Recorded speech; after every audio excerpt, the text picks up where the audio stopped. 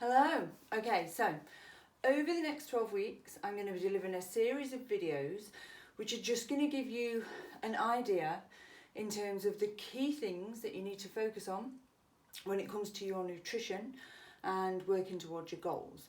So in this first video, I am going to talk about calories. So whatever your goal may be, whether it's building muscle or losing weight or building strength, calories are one of the main things that we do need to pay attention to, especially if weight loss is your goal. Then ultimately, regardless of the types of foods that you're eating, even if you're eating healthy foods, if you're eating too many calories in terms of how much you're moving and how much you're using, then you will struggle to lose weight. So when we want to lose weight specifically, I'll talk about that, we need to be in an energy deficit.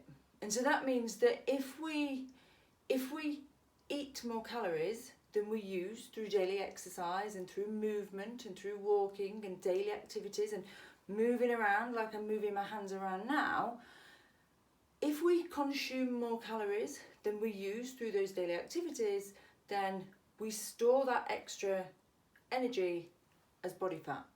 So in order to lose weight, what we need to do is we need to create a deficit so that when we move and we do our exercise and we talk and we take the dog for a walk and we take the kids to school or we're sat at a desk, the amount of energy we use throughout the day needs to be more than we consume in food. And so we need to create that deficit, and we can either do that by reducing the amount of calories that we're eating, or we can increase our activity.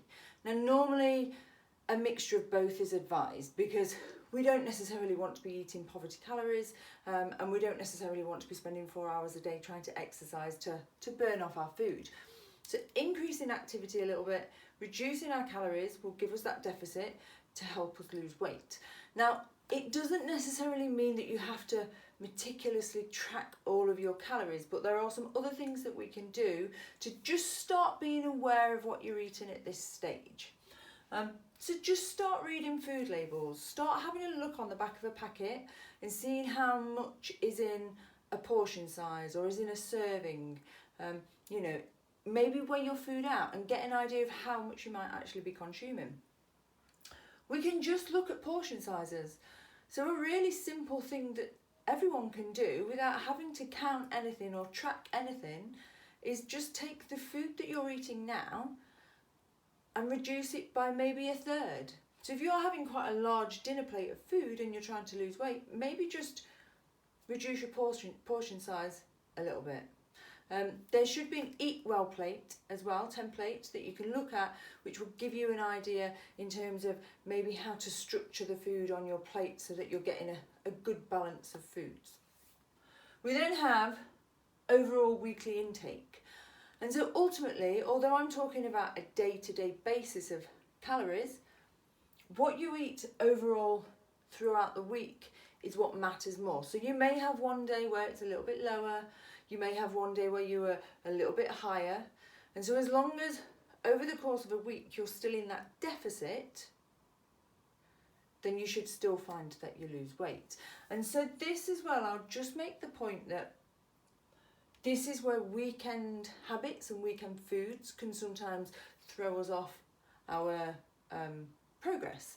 So if you're eating good within the week, Monday to Friday, if you're really restrictive with your foods and you're perceiving that you're eating well, and then at the weekend you have a cheat day or a treat day and you massively overconsume food, even if it's healthy food, then we can sway that energy balance off and it actually takes you out of that deficit that you need in order to lose weight.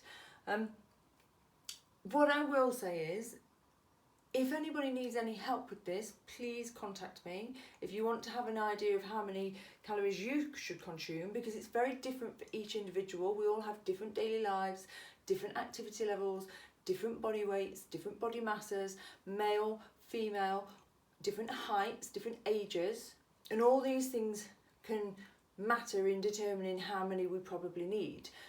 So if you need any help with that, then please let me know.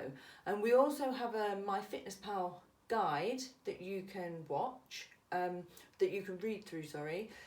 And so if you're interested in tracking, then that might be a really good place to start.